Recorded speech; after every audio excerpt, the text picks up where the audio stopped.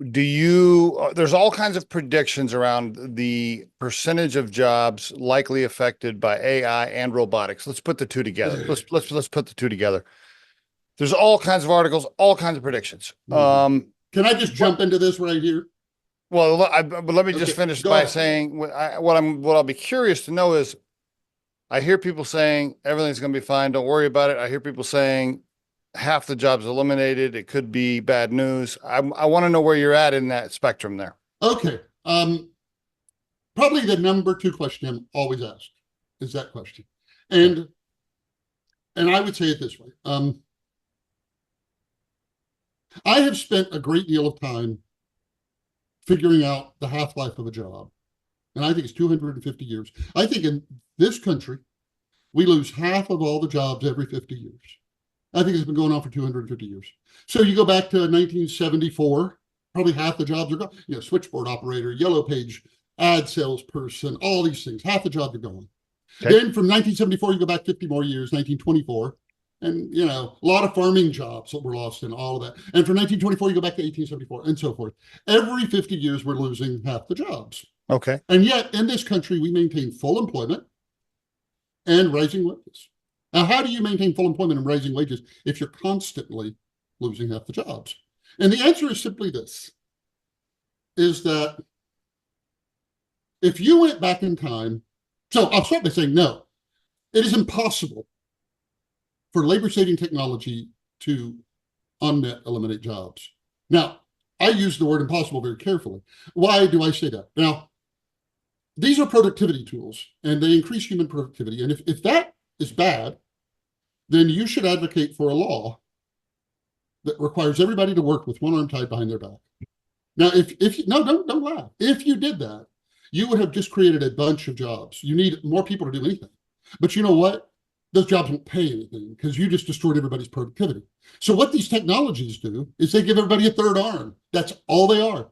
They increase human productivity, which is great for humans. You see, any job that a machine can do, if you make a person do that job, we have a word for that, and that word is dehumanizing. Because what you say to the person is you say, well, a machine could do this, but I don't have the machine, so I need you to be a machine. I don't need you to be a human. I want you to be a machine. And that is so soul-sucking. Now, why do so many people worry about it? And I used to blame the media, and I don't anymore. I think I was wrong. Here's what I think. If you went back in time to 1994, 1995, and showed somebody back then a browser, and you said, in the future, billions of people are going to have this, what's that going to do to jobs? Here's what they might have said. They might have said, well, the stockbrokers are gone. People just buy their own stock. And the travel agents are gone. The yellow page is gone. Shopping malls closing down. People just buy stuff online. Newspapers gone. People just get their news online. And you know what? They would have been right about everything. But what none of them would have said is, oh, there's going to be Uber, Etsy, eBay, Airbnb, Amazon, Twitter, Facebook, and all of these things. So it's trivially easy to see what these technologies are going to destroy. But none of us have the imagination to understand what that extra productivity is going to let us do. And so it looks like a lopsided equation. Now, the last thing I'll say on that is people are like, okay, I buy that. But there's a problem to what you're saying. And that is, there's a range of jobs in the world.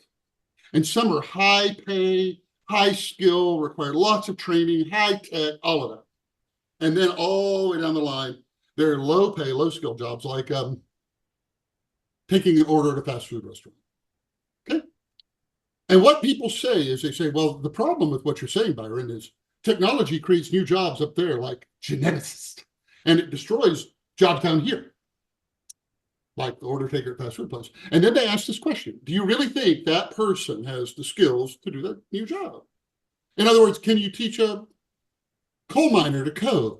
And the answer is, and so they believe there's going to be this big underclass of people that they're just, but that is never how it works. What happens is if the new job is a geneticist, then a college biology professor becomes a geneticist. Oh, but there's an opening at the college. So a high school biology teacher gets a college job. Oh, there's an opening at the high school. So now they hire that substitute teacher full time. Oh, they need another substitute teacher. And so they hire. The question isn't, can that person at the bottom do that job at the top? The question is, can everybody in this country do a job a little harder than the job they have today? If the answer to that is yes, which I think it is, that's 250 years of economic history of the United States. Technology creates jobs at the top, destroys jobs at the bottom, and we all ride that wave up. So no, I have so many people who came on my show over 5 years ago and said within 5 years, I mean, I'm not even going to read through their names, but they're all names you would know. Within 5 years, we're screwed. We're going to have widespread unemployment. I remember 10 years ago, it was a truck driver. Oh, they're going to automate the trucks, and then the diners are going away, all that stuff. Now, in that 5 years, not only do we not have widespread unemployment, I can't think of one job that's been eliminated, let alone half. What's one job that's been eliminated in the last 5 years?